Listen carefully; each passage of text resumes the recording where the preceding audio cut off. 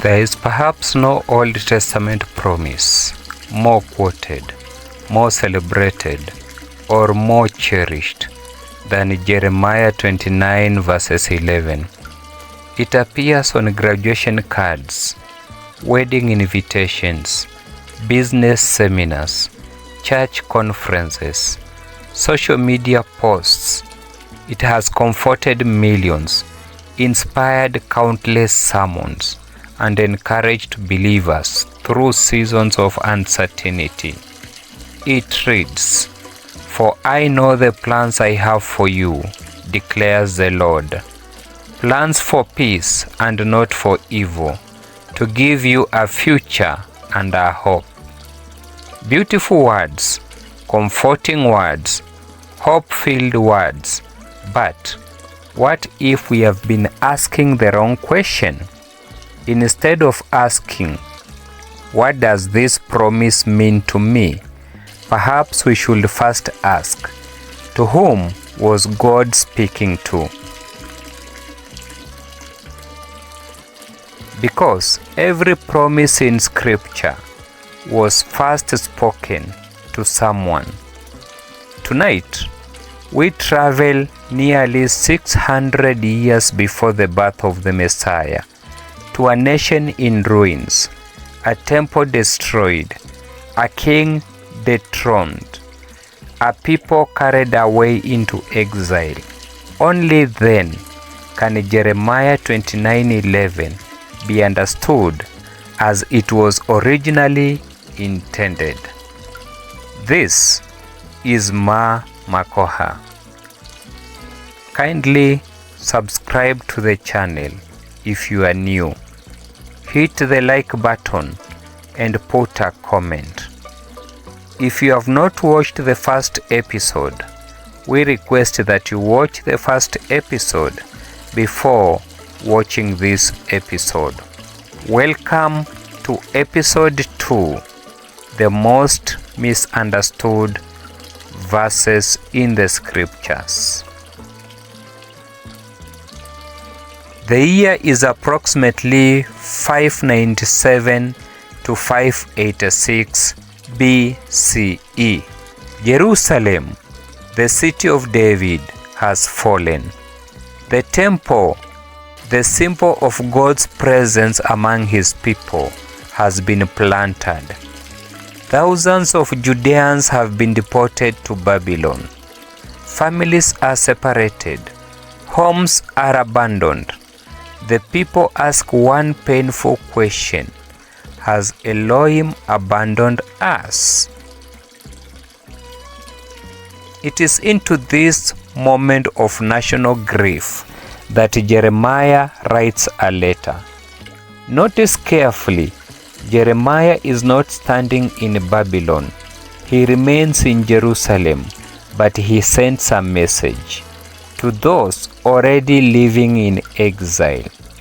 The historical setting is essential for understanding Jeremiah 29 verses 11, because the promise forms part of a letter addressed to the Jewish exiles in Babylon, rather than individuals pursuing personal success. The opening verses of Jeremiah 29 answer the question, who received the letter? The recipients of Jeremiah's letter were the elders, the priests, the prophets, and the people whom Nebuchadnezzar had carried away to Babylon. This is not a private promise. It is a covenant message to a displaced community. Understanding the original audience protect us from lifting the verse out of the historical setting.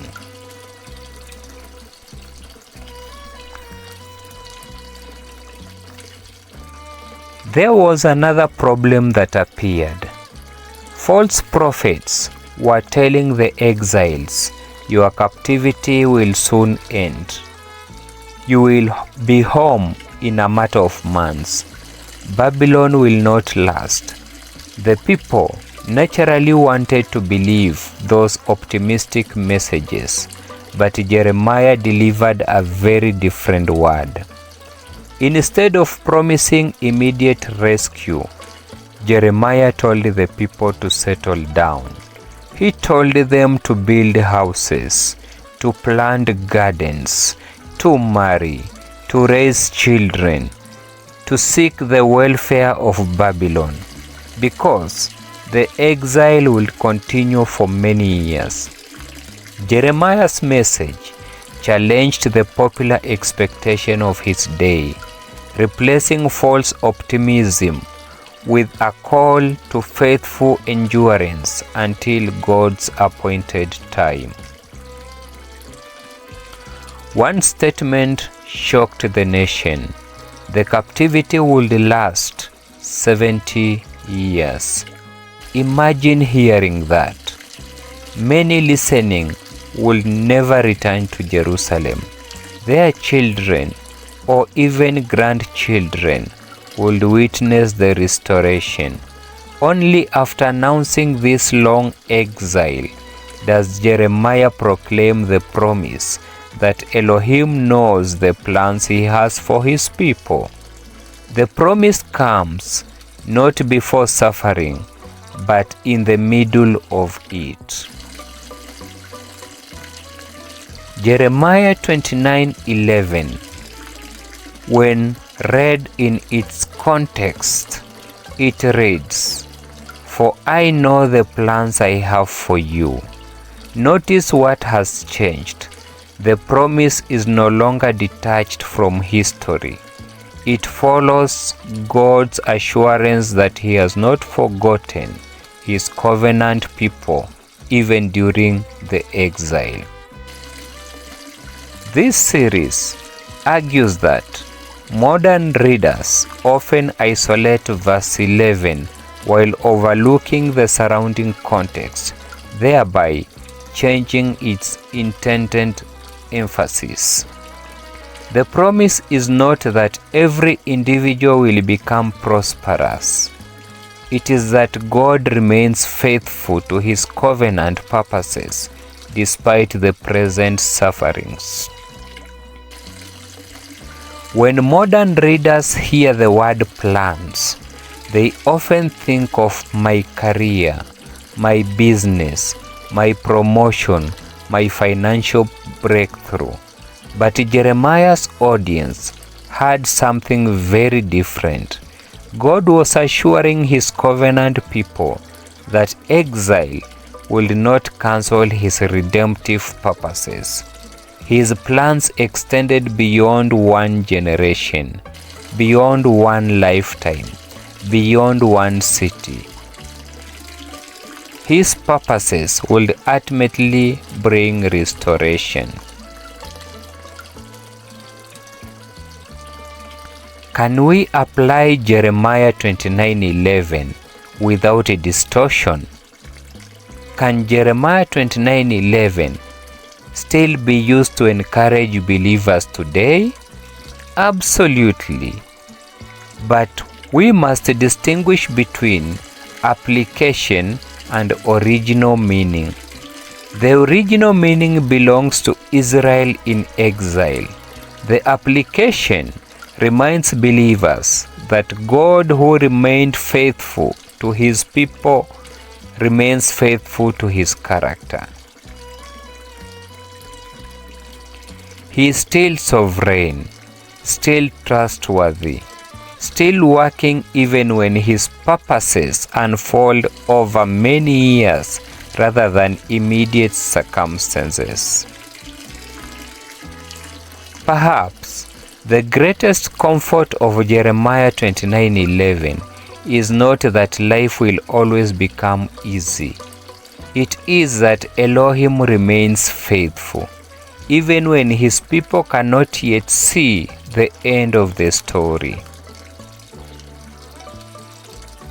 We submit in this series that Jeremiah 29:11 is one of the most misunderstood verses in the scriptures. It is one of the most misquoted verses in the scriptures. It is one of the verses that are taken out of context. As we wind up, we remind you to subscribe, like, and comment on the videos that are available in this channel.